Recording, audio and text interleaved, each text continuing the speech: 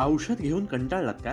आजच जवळच्या doctor Lohia acupuncture उपचार केंद्राला भेट द्या. ऑपरेशन टाळणारी विना औषध आणि दुष्परिणाम रहित ट्रीटमेंट. गुडघेदुखी, कंबरदुखी, मानदुखी, स्लीप डिस्क, स्पॉन्डिलायसिस, लकवा, संधिवात, मधुमेहाचे दुष्परिणाम, ॲलर्जी, जुनाट सर्दी, पाळीचे विकार, लठ्ठपणा, डिप्रेशन आणि यासारख्या अनेक रोगांवर मात करा. डॉक्टर लोहिया ॲक्युपंक्चर उपचार केंद्र, Ayodhya tower, station road, Dabholkar corner, Kolhapur. राज्यातील 0 ते 7 वर्ष वयोगटातील सुमारे 12 ते 14% बालके अद्याप आधार कार्डापासून वंचित आहेत. या बालकांसाठी आधार केंद्राच्या माध्यमातून ऑनलाईन घरपोच आधार कार्ड देण्याची सुविधा शासन लवकरच कार्यान्वित करणार आहे, अशी महत्त्वपूर्ण माहिती सांस्कृतिक कार्य व माहिती तंत्रज्ञान मंत्री ॲडव्होकेट आशिष शेलार यांनी दिली आहे. विनंती करतो, कारण सिंधुदुर्ग जिल्ह्यामध्ये मला सांगण्यात आलंय की केंद्र खूप चांगली चालत आहे. आता आपण अजून एक गोष्ट करणार, 2 गोष्टी मॅडमने सांगितल्या. पूर्वी प्रत्येक ट्रान्झॅक्शनला 20 रुपये मिळायचे, ते आपण आता 50 रुपये प्रत्येक ट्रान्झॅक्शनला केले.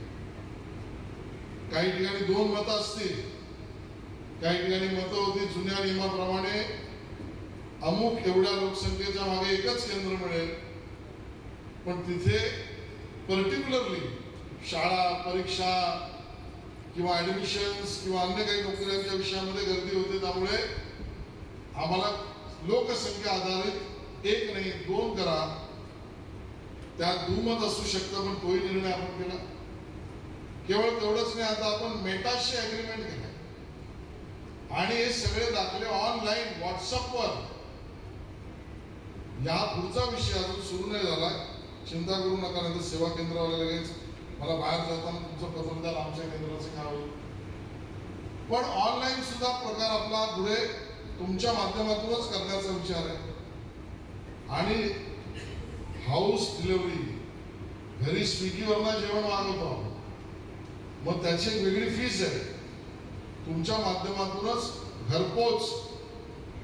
कारण निलेशजी लक्षात असं आलं की आपल्या महाराष्ट्रामध्ये 0 वय म्हणजे त्याला आपण बालक म्हणतो ते 7 वर्ष, यामध्ये आधार कार्ड न बनलेले 12 ते 14% लोक आहेत. अन्य काही राज्यांमध्ये त्यांनी त्याच्यात सफलता मिळवली, आपणही त्या दिशेने पुढे गेलो.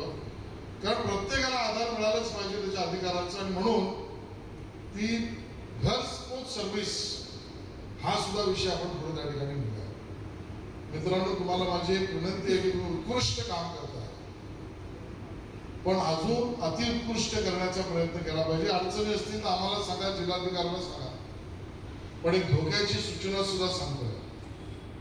काही कधी पेपरमध्ये सिंधुदुर्गचं मी सांगत नाही, मी जनरल सांगतोय, याही बातम्या येतात की बनावट डॉक्युमेंट्स बनवल्या गेले.